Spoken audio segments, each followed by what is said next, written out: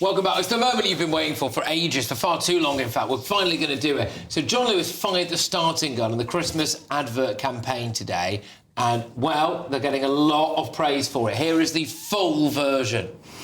All right, kids, let's clear all these prezzies off the table.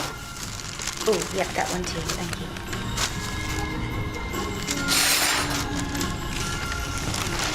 How did I grab enough glasses? 1, 2, 3, 4, 5, 6.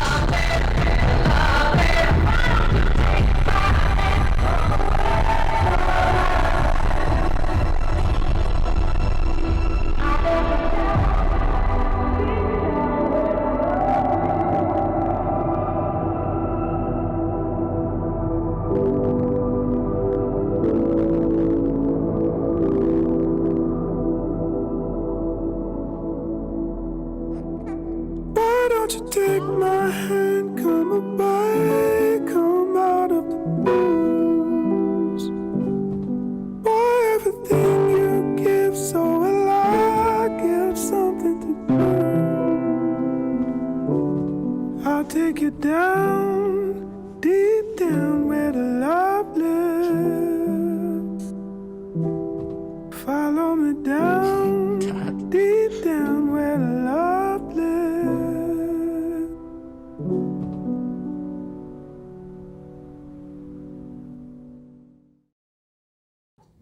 Wow, I love it. Let's go straight to Bev Turner, who is in Washington for us, The Late Show Live at midnight. Bev, has it got you?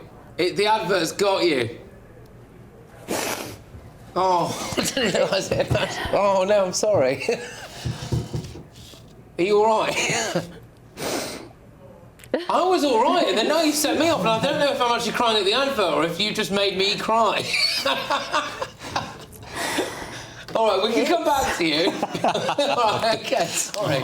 Well, it's emotional, I suppose. Paul, are you going to be a flood of tears? I was actually quite emotional watching that, and that was the first time that I've seen it. I was genuinely emotional watching that. Sorry, Paul, to cut you. It's Bev back. Bev, sorry, I wasn't sure. Come back to me. Sorry, I wasn't sure if you were actually with us then. Go on.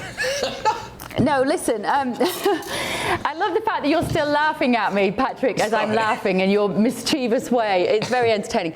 No, listen, I think there is not a parent of teens that won't find that incredibly moving, because it taps into so much for that generation, like for my generation, of nostalgia and identity, and music is so powerful, isn't it? And it takes you back to certain times, and it is not coincidental that the teenager there is wearing headphones.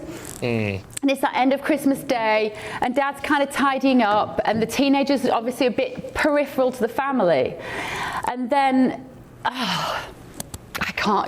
Go on, you're going to have to go, Patrick. You're at the baby stage, you don't know, but I promise you, there is an epidemic in the world at the moment of parents with teens who struggle to connect with them. And most of the time it's because the kids are walking around with blooming headphones on, listening to their own music.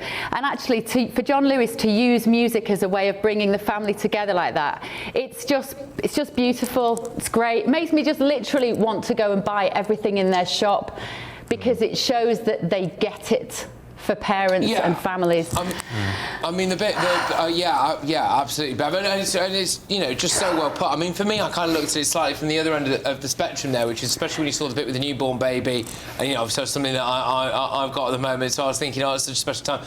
Imagining, you know, when he kind of does his first run towards me and all of that, and then, you know, just thinking, what's it going to be like? And I have a bit of a fear, as I think many people do. I have a bit of a fear of. I know it's a long way off, but like, gosh, what is it going to be like when when he is a teenager, is he gonna hate me?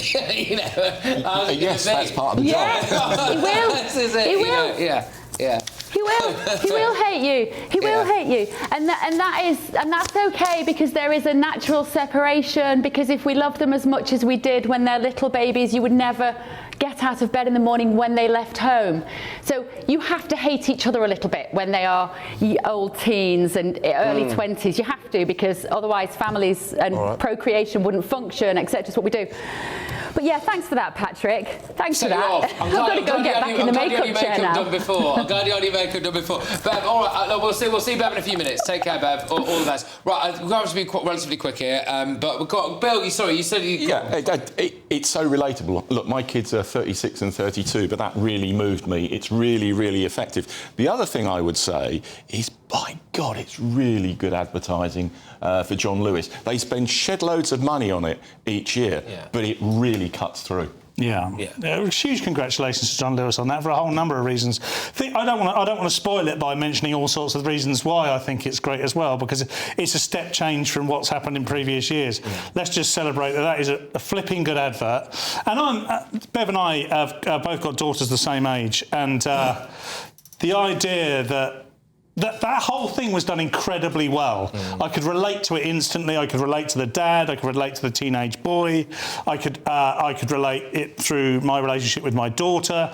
It's fantastic. And Bev's right. You know, it does make you want to go out and spend your hard-earned money with John Lewis this Christmas. I think as well, you know, families have got it really tough at the moment. Life is just complicated. There's so many different things we have nowadays that weren't there before.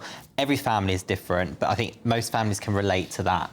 And also, I think, you know what, a lot of people at the moment are struggling just to sort of make ends meet, make things work, but everyone just hopes at Christmas things can just work out. And in that advert, Christmas worked out. And I think every parent, they don't want an expensive present from their children. They don't want lavish stuff. They don't want the most amazing meal. They just want a cuddle from their teenager to say, do you know what, I do love you, Dad. And I think, actually, I hope a lot of people watch that, and maybe they've got broken families and they think, do you know what, we're going to make this Christmas the best one yet. I hope that's the impact. I was back up, just quickly, and we will move on, but I was back up at the weekend just visiting my mum, my dad and my grandma. We took the little one, so it was his first time up there. And I always get a little bit nostalgic, especially at this time of year when you go back there, because I remember, like, especially in the winter months, you know, when you're growing up and you're like 16, 17, 18, and you go down the pub with your local mates and things like that, you know, and you know, I started kind of harking back to that. I was like, oh, that was good, wasn't it? You know, I didn't have a care in the world, didn't have anything going on. I used to just go there.